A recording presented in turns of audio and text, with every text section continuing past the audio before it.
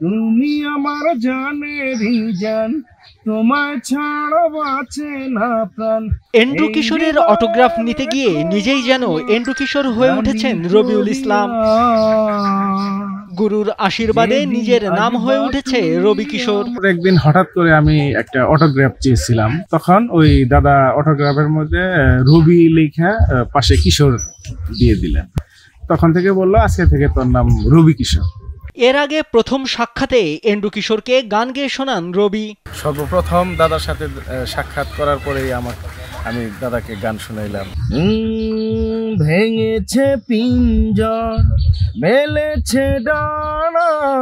গান শুনে মুগ্ধ হন কিংবদন্তি শিল্পী। ওয়ালটন এখন দেশের সীমানা পেরিয়ে পৌঁছে গিয়েছে 50টিরও বেশি দেশে। ওয়ালটন, ঘরে ঘরে বিশ্বজুড়ে। সে সময় গুরুর কাছ থেকে পাওয়া যায় বেশ কিছু পরামর্শ, কিভাবে গাইতে হয়, কিভাবে উচ্চারণ করতে হয়, সেসব নিয়ে ছোটখাটো দীক্ষা দেন রবিকে। দাদার চেয়ারে বসে ঘুমায় অনেক মনোযোগ সহকারে গানটা শুনছিলেন। গান শোনার পরে বললো যে গানের উচ্চারণগুলো ঠিক করবা, তারপরে প্রতিদিন রেওয়াজ করবা। সেই থেকে শুরু। এরপর এন্ড্রু কিশোরের সঙ্গে ছায়ার মতো মিশেছিলেন প্রায় 8 বছর। এরপর স্বপ্নের শিল্পীর কাছে তালিম নেওয়ার সৌভাগ্য হয় রবি কিশোরের। 8 বছর দাদার পিছনে ঘোরার পরে দাদা আমাকে বললেন, তুই আমার কাছে কি চাস? আমি বললাম যে দাদা, আমি একজন আপনার অন্ধভক্ত, আমি আপনার গান অনেক ভালোবাসি, আমি আপনার কাছে একটু গানের তালিম নিতে চাই। তারপর থেকে এন্ড্রু কিশোরই যেন তার ধ্যান জ্ঞান হয়ে ওঠে।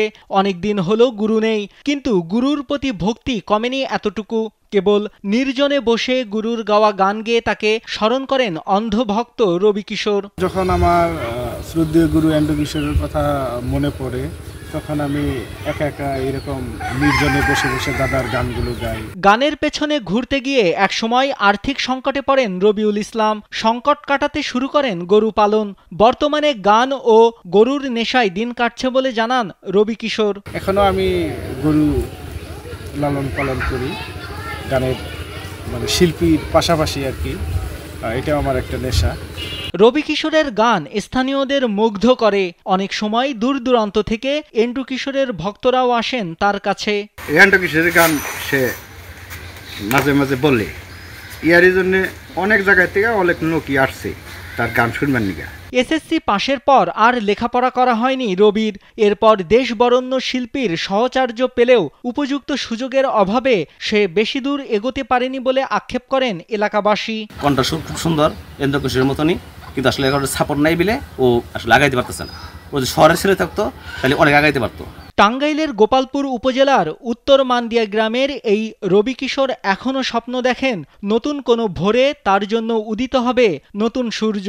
সৌভাগ্য হবে সারা দেশের মানুষকে নিজের কণ্ঠে গান শোনানোর। গুরু এন্ড্রু কিশোরের মতোই সবার মন জয় করতে পারবেন ভক্ত রবি কিশোরও। নাইমুল হাসিব, কালবেলা। সাথে ছিল পরিচয়।